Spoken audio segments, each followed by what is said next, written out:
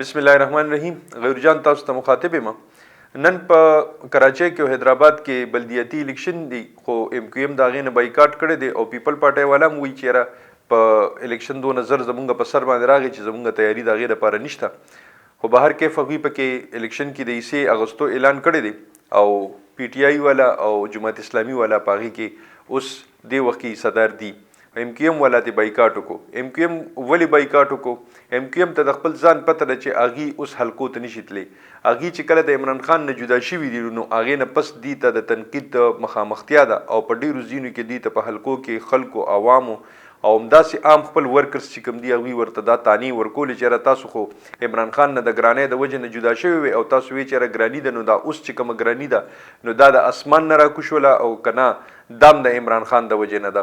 نو هغې په وجه باندې هغوی اوس ډېر زیات مشکلاتو سره مخ دي. ایم کیو ایم څنګه جوړ شوی؟ ایم کیو ایم د پیپل پارټۍ د ختمولو دپاره الطاف حسین لانچ شوی. الطاف حسین یو سیاسي ورکر نو، دا یو طلبا د ورکر د ګروپ یو حصه وه او چونکې جذباتي او مخکې پکې لکه د جذباتو هغه رو کې چې کم دی نو هغې کې به هغه بعض داسې خبرې کولی چې په هغې باندې دا د اسټبلیشمنټ والا خوښ شولو او هغه وخت کې پیپل پارټۍ ته هغې ودرولو او پیپل پارټۍ خلاف دا یو طاقت او د دې د طاقت مخې ته به اکثر له ډېر خلک ډېر شو. هغه په وجه په دقه وه چې د هغوی په وخت کې به د بوري بند لاشونه هتوړه ګروپ دا په هغه وخت کې مشهور و چې چا به د ایم کیو ایم خلاف اواز اوچت کو، چې چا به د ایم کیو ایم خلاف خبره وکړله په سبا باندې به هغه په بورې کې بند په ټوکړو ټوکړو کې لاش ملاوېدو. بیا څه وخت کې داسې وخت هم راغی چې د هغوی په کراچۍ باندې یو قسم لراجو او د خلکو نه بتې غوښتل، د خلکو نه پیسې غوښتل، دا ټول د ایم کیو ایم په لاس کې و. دا خو د هغوی هسټري شوله. خو اوس چې کوم د الطاف حسین چې کوم د پاکستان خلاف ناره والې وه او پاکستان د خلاف د نارې نه پس بیا ایم کیو ایم چې سربراه الطاف حسین بیا د انډیا کې د انډیا په چینل د پاسه باندې د هغه ځای دیني قبول کو او ځانې هندو کړلو.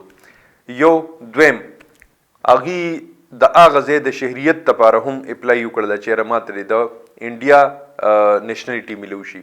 د هغې نه پس بیا څه مسلې جوړې شولې او هغې د وجې نه ایم کیو ایم چې کوم و هغه د فاروق ستار په لیډرشپ کې هغې کې ډیوایډ شو. خلکو وی چې بهادر آباد چې کوم دی دا د ایم کیو ایم ګډ دی او هغه بهادر آباد والا مشر چې کوم دی هغه خالد مقبول صدیقي دی، هغې طرف ته رالل. نو د دې ډیویژن نه پس بیا دا ټوکړي ټوکړي شو. په دې کې مصطفی کمال لونچ شو. مصطفی کمال هم یو عجیبه کردار دی.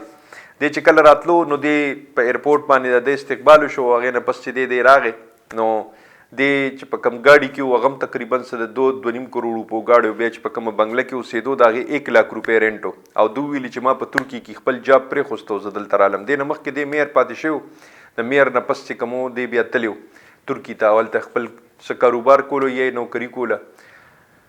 نو هغه خبرې د په جړا باندې وکړلې چې یاره خالد مقبول صدیقي څوک دی او دا خو د را ایجنټ و. په سن 2000 کې دی تللی و، هلته خپل پاسپورټ شلولی و او بیا دا د را په دغه باندې په منصوبه باندې بیا واپس پاکستان ته لانچ شو. بیا به د دې ځنه کسان لیږل. اوس دا همغه مصطفی کمال دی، هغه اوس واپس ایم کیو ایم واپس د جوړولو لپاره د اقتدار د حاصلولو لپاره خلک د بې وقوف جوړولو لپاره اوس بیا لانچ شو.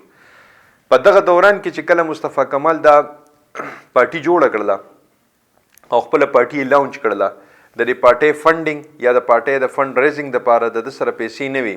دی چې په کوم کور کې اوسېدو د سره د هغې د رنټ پیسې هم نه وي. د سره دا پیسې د کم ځای نه راتلې.